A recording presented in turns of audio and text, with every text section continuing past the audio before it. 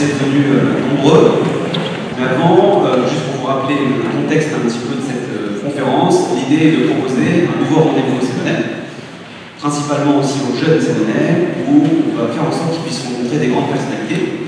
Bonjour Arash. Bonjour Paul-Antoine, merci pour l'invitation. Merci d'être venu à Sens. Quel est ton sentiment après cette conférence qui est pour nous le premier événement grand invité de la mairie? Très émouvant. Je suis venu dans cette ville où j'ai pu côtoyer des jeunes, des moins jeunes. C'était très varié. Et c'est un petit bout de France ici qui pour moi en fait est une ville symbole puisque Saint-Louis, Charlemagne, Jules César ont traversé cette ville qui est pour moi un peu le cœur de la France. Et donc c'est un vrai honneur. Est-ce que tu penses que les collégiens qui étaient présents aujourd'hui ont entendu ton message et est-ce qu'éventuellement ça va susciter chez eux des vocations? Mais les jeunes sont très éveillés. Ils ont juste besoin d'être projetés dans un idéal commun. C'est ce qu'on appelle le pacte républicain. Quelqu'un comme toi qui est élu, comme moi également, devons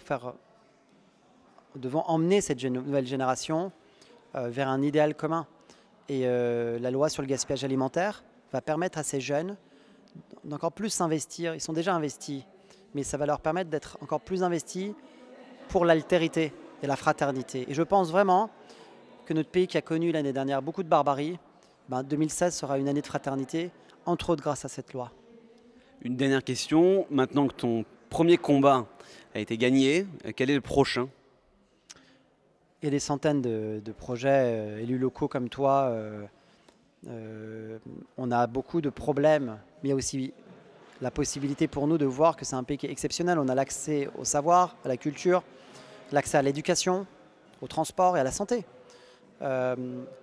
Les élus, surtout de la nouvelle génération, doivent faire bouger les lignes. On doit être subversif. La France, c'est nous. On doit montrer que ce pays est en mouvement, se projette dans le XXIe siècle, dans l'économie du partage notamment.